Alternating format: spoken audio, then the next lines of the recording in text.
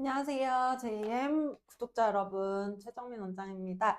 자, 오늘도 월요일 활기차게 시작을 하셨는지 모르겠습니다. 저도 아침부터 정신없이 지금 진료를 하고, 또 날씨가 따뜻해지니까 많은 환자분들이 이제 다이어트로 고민을 하고, 그래서 오시는 경우가 오늘은 되게 많았어요. 그래서 제가 4월, 5월은 아무래도 다이어트에 관심이 많으시고 이제 살이 빠지는 그런 방법들, 그리고 최근에 이슈가 많았던 뭐 삭센다 위고비 이런 것들 조금 순서대로 차근차근 매주 해서 다이어트의 모든 것을 조금 2달 동안 해보려고 합니다. 그래서 라이브 방송 많이 시청해 주셨으면 좋겠고, 그리고 진료실에서 질문 많이 못 하셨던 저희 많은 환자분들 시간이 없어서 여기서 편하게 댓글로 계속 주시면 제가 바로바로 1시간 동안 설명 드리겠습니다.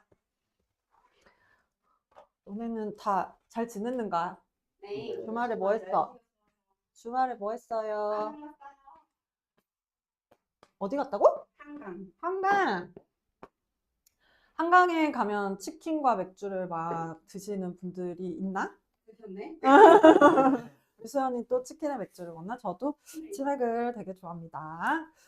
다음은 이제 저희가 아시지만 우리 또 직접 나가서 브이로그 찍으면 제가 술 마시면서 이제 영상을 찍고 있잖아요. 그래서 지난번에 제가 노량진에서 해산물과 함께 소주를 먹으면서 영상을 좀 처음으로 찍어봤는데 반응이 아주 뜨거워요. 그래서 진료실에서도 환자분들이 많이 물어보시는데 다음번에 저희 광장시장 가거든요. 광장시장에서 이제 음주, 맥주 이런 것들 주종에 따른 다이어트 방법. 제가 절대 술을 끊으라고 얘기는 하지 않습니다. 워낙 제가 애주가다 보니까. 그렇지만 술을 먹고 즐겁게 지내면서도 체중이 늘지 않도록 하는 여러 가지 저만의 노하우를 좀 알려드리도록 하겠습니다. 다이어트 해봤어요?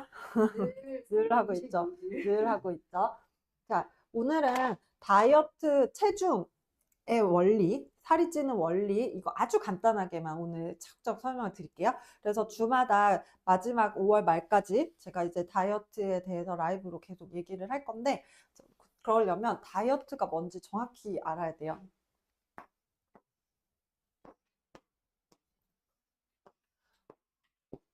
전 세계로 뻗어나가는 JM이기 때문에 이제 영어 버전도 다이어트, 다이어트.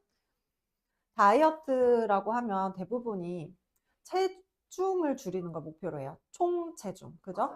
총체중 줄이는 거 맞아요? 여기 다니면 아니라고 맞아. 다이어트는 총체중을 줄이는 걸 목표로 하면 평생 요요를 달고 살아야 돼요. 물론 당연히 총체중을 줄이긴 해야겠죠. 근데 다이어트의 핵심 원리는 내 몸에 체지방을 줄이는 거예요. 체지방.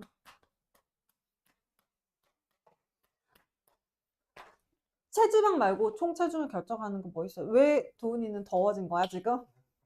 왜 얼굴이 빨개졌어?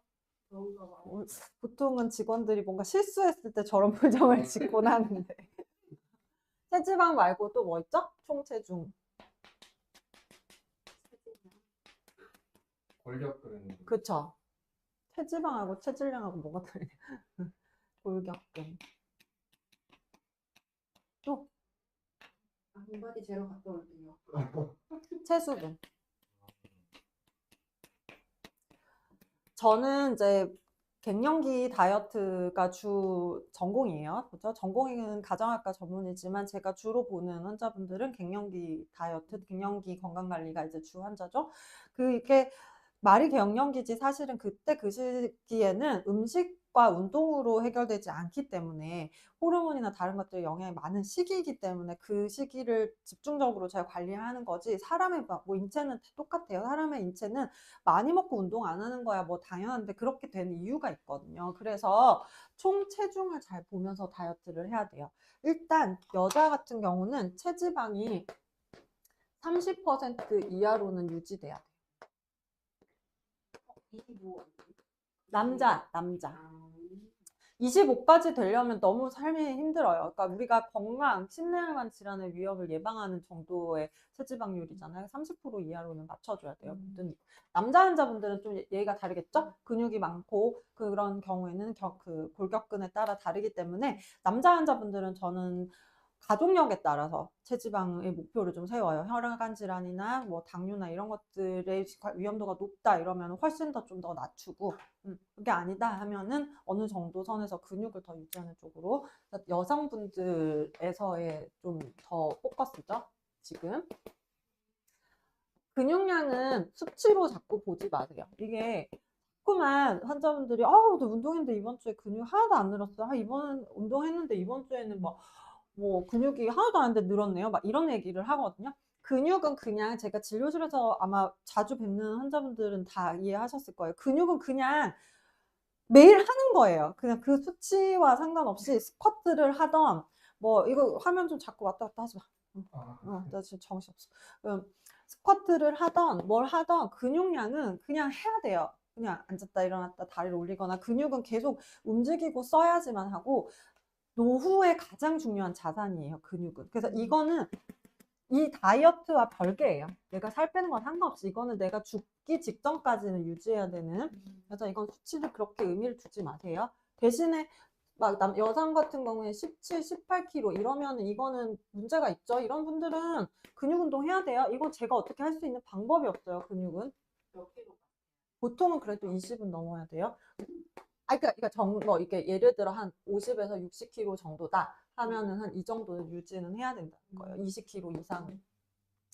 너무 낮아요, 이러면. 자, 그러고 다음이 이제 체수분이에요. 이거를 사람들이 잘 몰라요. 체수분을. 그러니까 이게 인바디에도 안 나오거든요. 체수분이. 이제 이거 제가 보는 인바디에서만 보여요. 의료용. 체수분을 봐야 돼, 체수분을. 얘는 하루 먹어도 2kg씩 찌는 애예요. 근데 대신에 얘는 하루 안 먹으면 2kg가 빠지는 애. 오.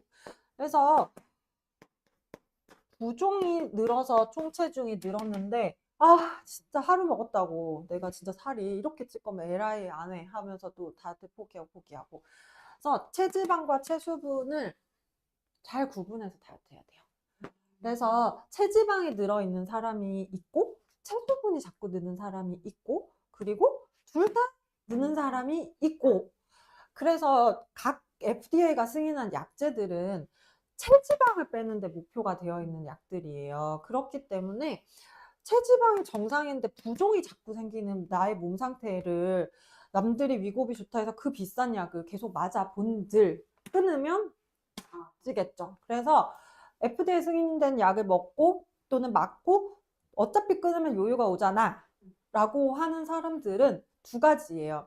체지방을 30% 이하까지 못 뺐거나 또는 체지방의 문제라서 살이 찐 게 아닌데 그런 약들을 써서 끊으니까 물은 또 그대로 음식에 들어오면 늘잖아요. 그래서 이 두 개를 잘 구분해서 처방을 해서 약을 써야 끊을 수 있어요. FDA 승인 약을. 이해가 됐죠? 자, 총체중은 체질량, 골격근량, 체수분량. 다이어트 때는 이게 머리에 들어 있어야 돼요. 그 체수분량은 의사가 반드시 체크업을 해야 된다. 왜냐하면 얘는 혈관에 있는 물과 세포에 있는 물도 있으니까. 그게 떨어지면 혈압이 떨어지고 그리고 우리 몸의 체수분이 줄면 간이나 콩팥에서 기능이 떨어지니까. 이건 굉장히 의학적이죠? 그러니까 내 멋대로 탈수를 한다거나 이렇게 하면 안 된다는 거예요. 너무 쫄쫄 유기를 굽는다거나 이러면 혈압이 떨어져서 큰일 나요. 그리고 수분이 빠지면 근육이 빠진 걸로 디텍션이 돼요. 아시겠죠? 그래서 요 체수분은 반드시 의사가 필요하다. 그래서 결국은 체지방 관리, 체중 관리는 치료의 영역이에요. 그래서 외국에서도 이제 그러잖아요. 오베시티는 디지즈, 질병이다. 비만은 이제 질병이다. 이렇게 얘기하는 게 단순한 안 먹고 운동하는 걸로 해결될 수 있는 그런 어떤 영역이 아니라 이거는 의사나 전문가가 관리를 해야 되는 거예요. 치료가 이건 뭐 병이에요. 다이어트가 뭐 체중 살찌는 건 병 아니잖아요. 근데 병으로 분리를 해서 관리, 고혈압, 당뇨, 고지혈증처럼 관리를 해 나가는 치료다. 피부과도 관리잖아요. 이거 한번 했다고 안 좋아하는 내가 햇볕 속에 절대 노출 안 되고 동굴에 살지 않는 이상 UV를 맞으면 어쨌든 에이징이 피부는 되는 것처럼 체중도 에이징이에요, 에이징. 좀 내가 지금 잔뜩 화가 났지? 약간. 왜 화가 났지, 내가? 그러니까 무분별한 다이어트를 하는 사람들이 너무 많아요. 그냥 무작정 총체중만 빼려고 막 이약 저약 막 쓰고 특히 요새 위고비는 저는 너무 안타까워요. 저거는 진짜 써야 되는 황자를 조금 장기로 써야 되고 끊는 타이밍이나 끊는 플래닝을 가지고 끊어줘야 되는데 이 사람 쓴다 저 사람 쓴다 하니까 그리고 얘는 장기로 쓰면 어, 만성피로나 면역력이 떨어지는 환자들 케이스도 있어요. 그런 환자분들은 장의 환경을 좀 좋게 하고 면역력을 서포트하면서 약을 쓰지 않으면 살은 빠졌는데 몸은 안 좋아지는 그런 결과를 얻거든요. 도대체 for what? 무엇을 위해서 하냐는 거죠. 제가 아들이 이제 미국을 갈 거라 영어가 조금씩 섞이고 있음을 오늘따라 맞아요. 이제 글로벌로 가야지 우리.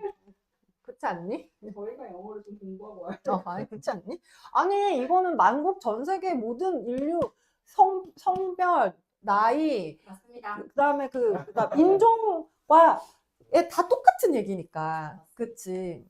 이게 뭐 미국의 법 다르고 한국의 법 다른 것처럼 그렇지 않잖아. 사람은 다 똑같으니까 결국 이 기전이라는 거예요. 자, 그러면 너무 많은 정보를 오늘 주면 다음번에 안 보러 오시면 어떡하지? 그래서 나 혼자 지금 신났지? 재밌어요. 다이어트는 왜 늘 재밌죠? 다이어트는 늘 재밌죠. 원래 제일 재밌는 게 다이어트 얘기, 그 다음에 이성 얘기, 그 다음에 돈 얘기, 제일 어렵고 재밌는 거예요. 그 다음에 똥 얘기. 이거 네 개가 주제가 끊임없는 그 네 가지 주제라고 하잖아. 자, 그럼 체지방은 왜 늘지? Why?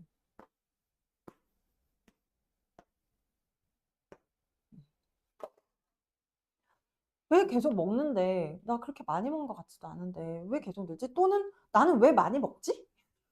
다른 사람에 비해서? 그것도 퀘스천인 거잖아. 그래서 내가 많이 먹고 싶지 않은데 내가 오늘부터 다이어트를 해야지 하고 이제 일주일이 지났어. 그 월요일이 됐어요. 그래서 한 부종이 빠졌겠죠? 체지방은 뭐 빠져봐야 얼마 안 빠지니까 일주일 안에. 그러니까 부종이 한 2, 3kg 빠져서 막 몸 가볍다 일주일.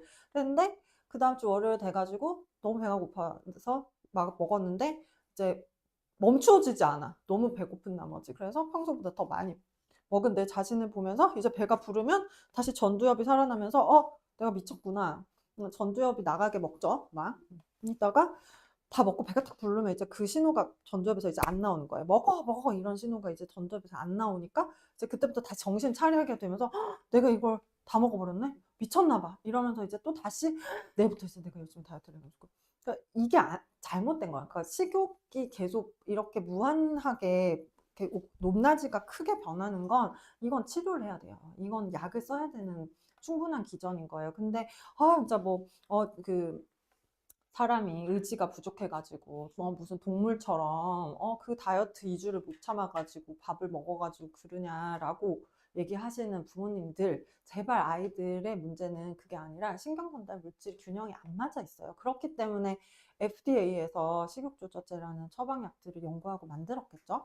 그래서 어느 정도 체지방량이 30% 이하로 떨어질 때까지 여자아이들은 식욕조절제 써줘야 돼요. 안 그러면 안 돼요. 식욕조절제를 써야 되는 인디케이션 적응증이 많지만 특히 20대, 10대 비만 아이들은 뇌에서 신호가 아직 균형을 못 잡았어요. 어리다 보니까. 그리고 여성 호르몬의 주기가 막 출렁거리잖아요. 얘네들은 우리처럼 늙으면 이제 여성 호르몬이 그냥 그 바운더리 안에서 왔다 갔다 한단 말이에요. 근데 10대, 20대는 이게 막 이렇게 커요. 가임기니까. 그래서 그때마다 얘네는 식욕을 조절할 수 없어요. 세로토닌이 왔다 갔다 하니까. 그럼 생리 전에 막 먹고 딱 생리 시작하면 정신 다시 들면서 내가 미쳤구나 하고 또는 생리 전에 남자친구랑 막 싸우고 생리 끝나고 나서 내가 미안해. 내가 잘못했어. 그게 걔 성격의 문제가 아니에요. 원장님 얘기하시는 아니. 아는 친구, 아는 친구. 그래서 이 30%가 될 때까지는 체지방을 내려야 된다. 자, 근데 이 30%가 왜 중요하냐면 30%가 넘잖아요? 그러면 먹는 게 기하급수적으로 늘어요. 체지방으로. 그래서 이때만 해도 이렇게 늘다가 이 커브에서 지방이 미친 듯 그래서 보면은 50kg, 60kg, 65kg는 그냥 대충 왔다 갔다 하다가 70kg, 80kg, 90kg. 알죠? 고도비만. 그다음부터 끝이 없어. 천장이 없이 올라가요. 그래서 미국은 고도비만 120, 150 있는 거잖아요. 그러니까 요 뒤에서 지방이 분해될 수 있는 왜 늘지를 해결을 못한 거예요. 그래서 항상 체지방을 뺄 때는 의사가 생각해요. 이 사람 체지방이 왜 늘지? 이거는 제가 왜 늘지에 대해서는 다음 주에 설명을 드리도록 하겠습니다. 그러니까 드라마 2편. 체지방 왜 늘지? 그래서 오늘 알려드린 거는 체지방은 30%. 대신에 뺄 때도 빨리 빠지겠죠. 원인만 알면. 원인만 해결하면 우악 빠지겠죠? 그리고 여기서 이제 대부분이 실패하죠. 아, 이 정도 뺐으면 만족스럽네. 그래서 한 33, 34가 다 실패의 그 지옥의 꼴이에요. 그래서 이런 환자들이 자꾸 실패를 하니까 자꾸만 제가 더 오래 봐야 돼요. 사실은 저가 치료하고 이 압으로 낮춰 놓으면은 제가 필요 없어요. 사실은 그냥 건강관리만 하는 거지. 근데 다이어트 때는 요 말 구간, 모든 우리 환자분들이 우는 구간, 지겹기도 하죠. 근데 속도는 더 안 나죠. 한 만큼인데 근데 요걸 버티고 이렇게 가야 돼요. 그러면 자, 여기서는 잘 안 찌겠죠? 먹어도. 그럼 약을 끊는 거예요. 왜 늘지? 이건 2부에 다음 주에 설명을 드리고, 자, 부종 얘기까지 하고 오늘 라방을 나도 이제 좀 쉬어야지. 아침에. 선생님 질문 잠깐 해도 돼요? 아니, 끝나고요. 질문이 있어요? 네. 댓글이요? 네. 체질적으로 잘 붙는 사람들을 위한 체질 개선 방법이 있을까요? 그거 지금 부종 얘기하려고. 아, 자, 그다음 두 번째가 부종. 끝나고 알겠습니다. 부종은 왜 늘지? 짜게 먹어서 딩거! 저였어요. 근데 그게 한 가지 이유는 아니야. 짜게 먹어서. 짜게 먹는다는 거는 내가 소금을 막 찍어서 먹는 거 그렇다는 게 아니라 음식량이 많은 거예요. 그럼 두 번째는 이거 다시 설명할게요. 두 번째는 짜게 먹어서 어떤 수분 섭취량이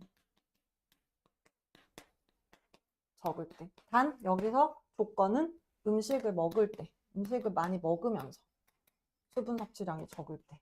왜 그런지 설명할게요. 짜게 먹을 때 수분 섭취량이 적을 때 이제 부종이 생깁니다. 근데 안타깝게도 제가 이제 한 20년 그 의사 생활을 하면서 보니까 예전에 비해서 음식이 너무 짜졌어요. 짜고 맵고 달고.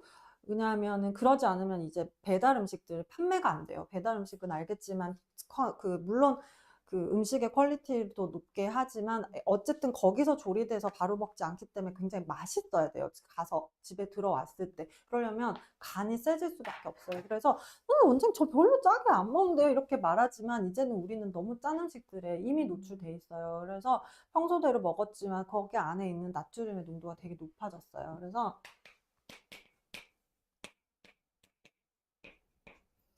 또 하나가 뭔 게 이건 내가 발견한 거야. 모르겠지. 내가 발견했으니까. 사람들이 약간 불안이 높아. 불안이 높고 수면의 질이 안 좋고 요새 좀 화가 많잖아요. 예전에 비해서. 그러니까 화가 많으니까 교감신경이 자꾸 증가되니까 짠맛에 대한 민감도가 굉장히 떨어졌어요. 그러니까 똑같은 소금 한 덩어리를 먹어도 예전에 완전 짜 이렇게 생각했는데 지금은 딱 간이 맞다. 이제 이렇게 되는 거예요. 그래서 이게 교감신경이 증가하면 우리 몸은 생존의 불리함을 느끼기 때문에 당연히 뭔가를 계속 저장하려고 하겠죠? 나트륨을 자꾸 저장해 놓고 물을 충분히, 체지방을 충분히. 그래서 다이어트는 건강해야 빠진다. 그죠? 몸이 생존에 불리하면 당연히 붓기를 만들고 그다음 체지방을 늘린다. 그래서 이 부종을 간과하고 다이어트를 하면 안 돼요. 저는 왜 잘 붓죠? 이거는 부종의 원인들이 이렇게 있는 걸 해결하지 못했기 때문에. 그러니까 음식을 좀 적게 먹고 짜게도 아니에요. 그냥 먹는 게 다 짜요. 이제는 음식들이. 그냥 음식을 적게 먹고 물을 많이 먹고. 왜 근데 붓는데 물을 많이 먹어요? 이렇게 얘기하겠죠? 부종은 물이 아니에요, 물이. 물 같지? 그래서 막 물 많이 먹으면 불 것 같지? 그게 아니라요. 부종은 나트륨이에요, 나트륨. 나트륨.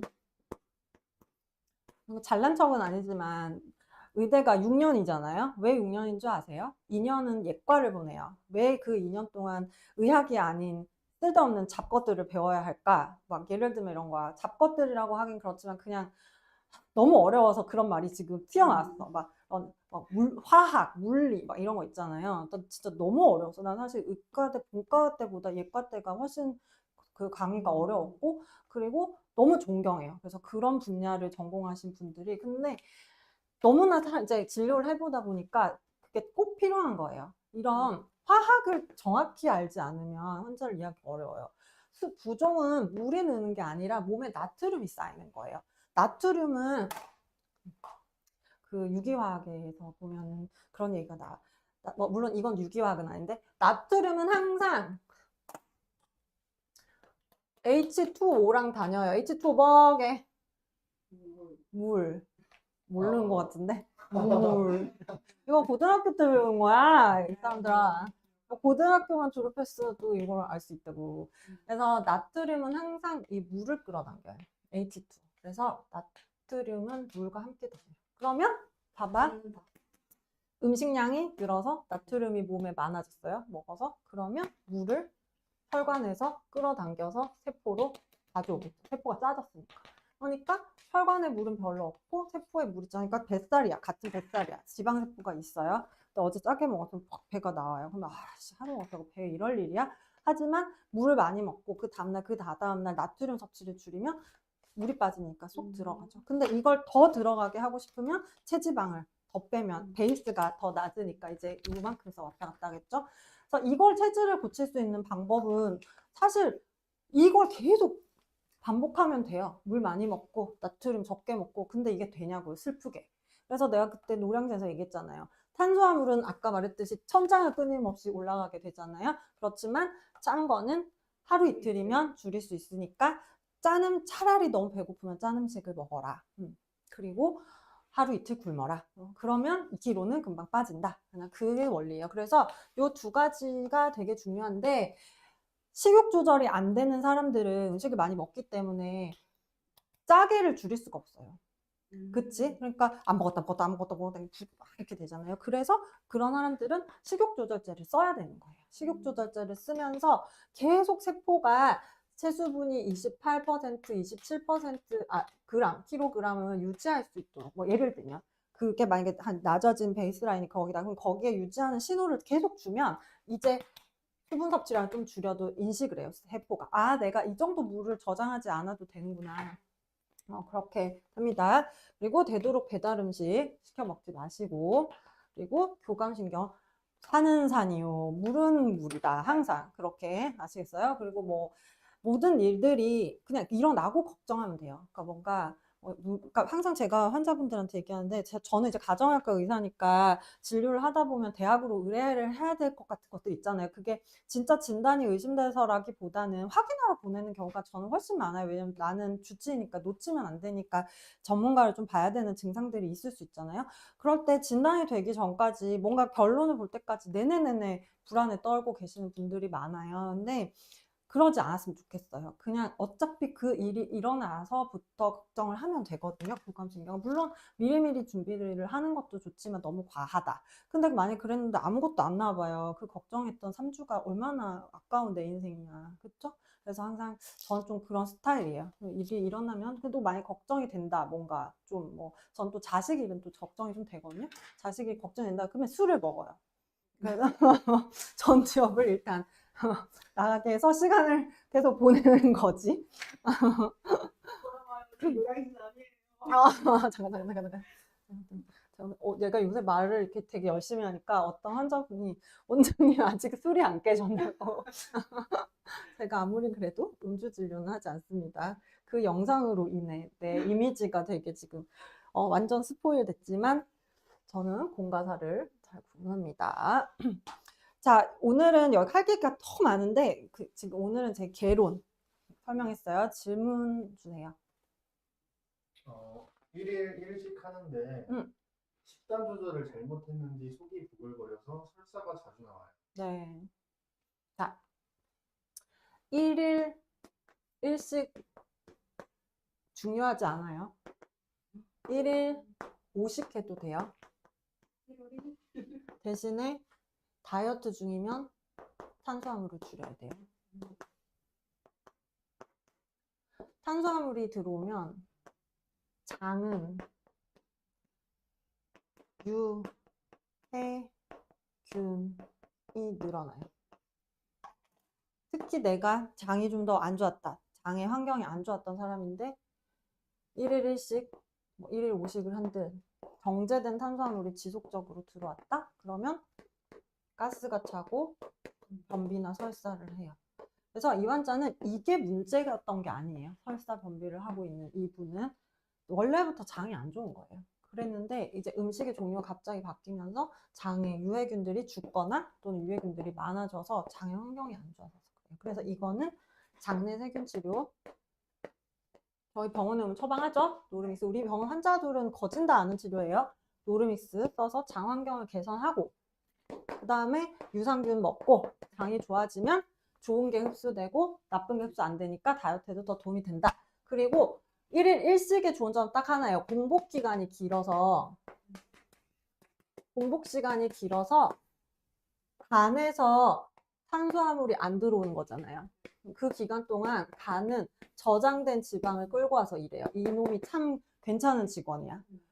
업무가 없으면 놀 법도 한데 업무가 없으면 데리고 와서 일을 해요. 대신에 얘는 되게 칼 같은 직원이야. 다른 업무 주면 이 업무를 안 해요. 두 개를 동시에 하진 않아요. 그러니까 이거는 내가 다음 주 이제 라방 할 때 체지방과 관련해서 설명을 다시 할 거예요. 그래서 아까 말씀하신 분은 장이 안 좋은 거지. 그러면은 다이어트에는 자주 먹는 게 안 좋지 않나요? 자, 그것도 그러니까 이게 횟수가 중요하잖아. 잘못된 상식만. 이게 너무 인터넷에 많아요. 아, 내가 한 끼만 먹어라. 내가 막 미치겠어. 조금씩 5끼 먹어. 아, 아니면 뭐 한꺼풀 말고 다섯째만 2개 먹어라. 그러니까 화가 나. 그래서 화가 난다고. 그러니까 물론 내가 다 맞는 건 아니죠. 내가 다 맞는 거 아니고 사람은 다 다르지만 그래도 기본적으로 그 화학적인 그 원리는 있거든요. 이게 왜 의학이 이과야. 그렇게 여러 가지가 있으면 문과지. 철학적으로. 아니 문과는 다양한 그 옵션들이 있는 거잖아. 난 그래서 난 문과를 되게 좋아해요. 철학 이런 거, 인문학. 왜냐면 다양한 그거를 볼 수 있잖아요. 근데 의학은 아니라고. 그냥 답정이라고. 살이 찌는 건 답정이라고. 내가 1일 1식 하는 게 더 낫고 1일 5식 하는 게 낫고 뭐 싱글 다이어트, 그 원푸드 다이어트 하는 게 더 낫고 이런 게 아니라고요. 그냥 당이 과잉돼서 지방으로 저장이 돼버리는 거예요. 근데 이 길에서 이게 엄청나게 많은 일들이 발생한단 말이에요. 간도 역할을 하고, 그다음에 그 장도 역할을 하고, 수분도 역할을 하고, 신경 전달 물질도 역할을 하고, 그쵸?